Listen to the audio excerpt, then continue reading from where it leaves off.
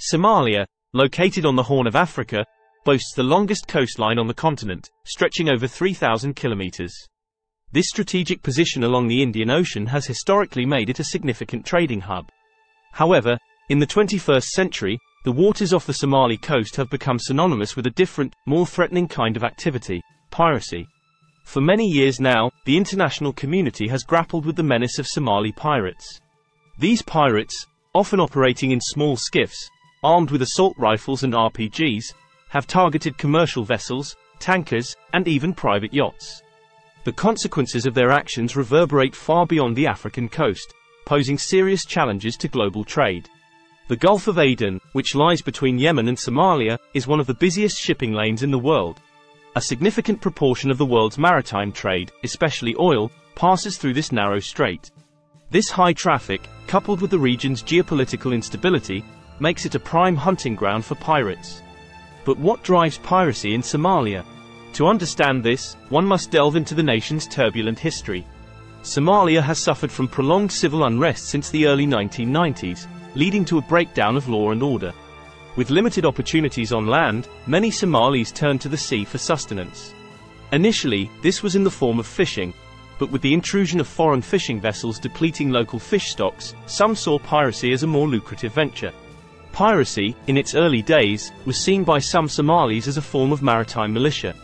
They perceived themselves as defending their waters from illegal fishing and toxic waste dumping by foreign vessels.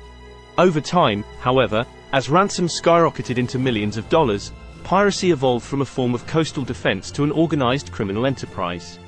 The modus operandi of the pirates is somewhat consistent. They usually approach larger vessels in fast-moving skiffs, using ladders or grappling hooks to board them.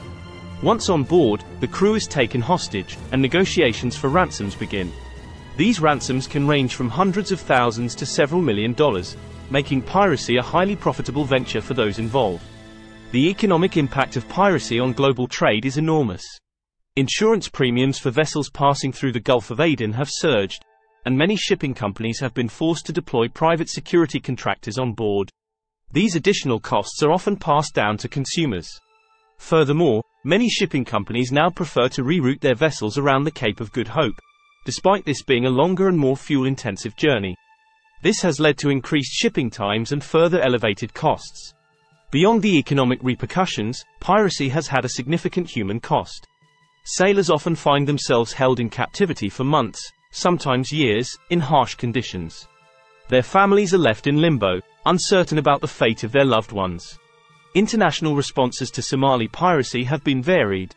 Several naval coalitions, such as the Combined Task Force 151, have been set up to patrol the region and deter pirate attacks. These operations have, to an extent, been successful in reducing the number of incidents. Private security companies have also found a role in this new landscape. Many vessels now travel with armed guards, ready to repel any pirate attacks. This approach, while effective, has raised concerns about the potential for violent confrontations at sea. Somalia's pirates have also impacted regional geopolitics.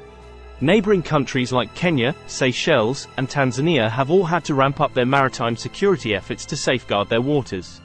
International partners, including China, the European Union, and the United States, have all been involved in anti-piracy operations, indicating the global nature of this challenge. In conclusion, while piracy off the Somali coast may seem like a distant issue for many, its implications for global trade and maritime security are profound. A multifaceted approach, addressing the root socio-economic causes in Somalia, coupled with robust maritime security measures, will be vital in ensuring safer waters for all. Thank you for tuning in. We hope this deep dive into Somalia's piracy situation has shed light on a complex issue that affects us all, directly or indirectly. If you found this informative, don't forget to like, subscribe, and leave your thoughts below.